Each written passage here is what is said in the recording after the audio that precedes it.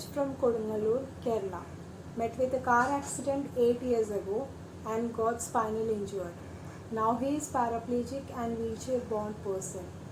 He has a success story of losing his own bedsore for a year and a half, created air cushion in his tri-scooter seat to avoid bed sores due to his constant traveling and long working hours.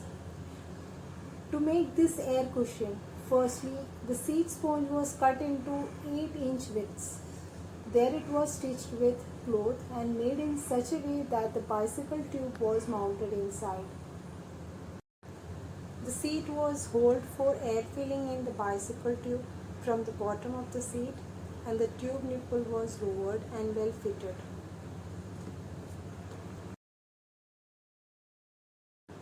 After that, the seat was covered with seat cover. Our air cushion seat work is finished. There is another advantage of our cushion is that in summers we can pour water in it, and in winters we can use as air cushion too.